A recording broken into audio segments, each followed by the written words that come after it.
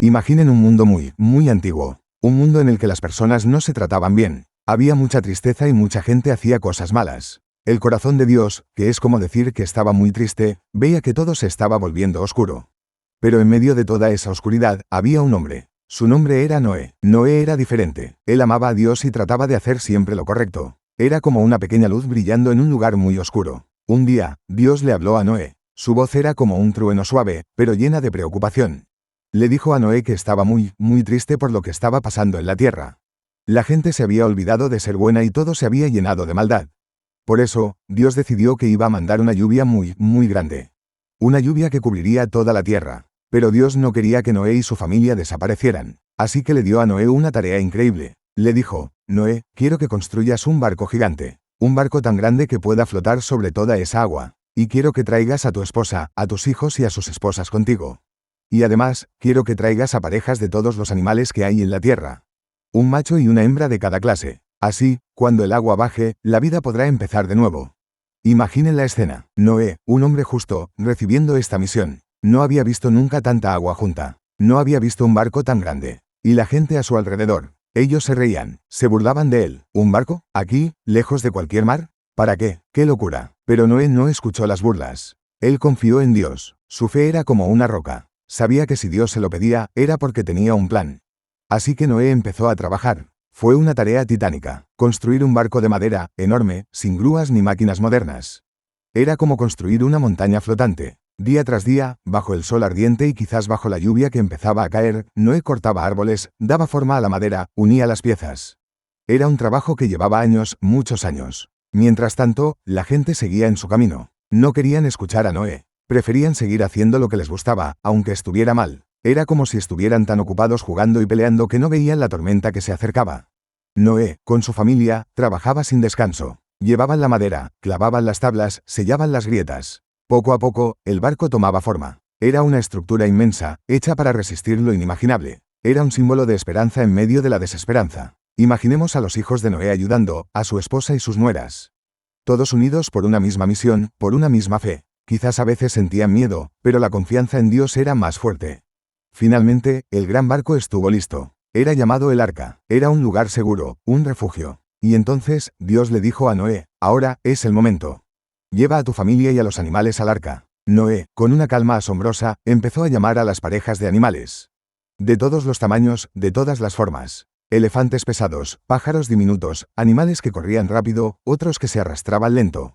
Todos, obedientes, entraron en el arca. Era como un zoológico ambulante, pero con un propósito divino. Y entonces, Noé y su familia entraron. Cerraron la gran puerta, y justo en ese momento, el cielo empezó a cambiar. Las nubes se juntaron, oscuras, amenazantes. El viento empezó a soplar con fuerza. Y entonces, empezó a llover. Al principio, eran gotas grandes. Luego, se convirtieron en chorros. Y después, en un torrente incesante. El agua subía. No era una lluvia normal. Era como si el cielo entero se hubiera abierto. Los ríos se desbordaron, los lagos crecieron, y el agua empezó a cubrir la tierra. Las montañas, que antes parecían tan altas, empezaron a ser rodeadas por el agua. La gente que se había burlado de Noé, ahora corría aterrada. Intentaban subir a lugares altos, pero el agua no paraba de subir. Era un cataclismo, una fuerza de la naturaleza desatada. El drama humano era terrible. La desobediencia había llevado a la destrucción. Pero dentro del arca, Noé y su familia estaban a salvo. El barco, construido con fe y obediencia, flotaba en las aguas inmensas. Era como una pequeña isla de vida en medio de un océano de destrucción. Día tras día, la lluvia caía. Se dice que duró 40 días y 40 noches. Imaginen la oscuridad, el sonido constante del agua golpeando el arca, el vaivén constante.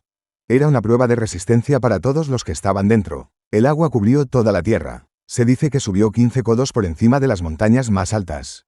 Todo lo que vivía fuera del arca, pereció. Era un final para un mundo que había olvidado el camino del bien. Pero la historia no termina ahí. Después de mucho tiempo, la lluvia empezó a parar. El agua comenzó a bajar. El arca se posó en la cima de una montaña, llamada Ararat.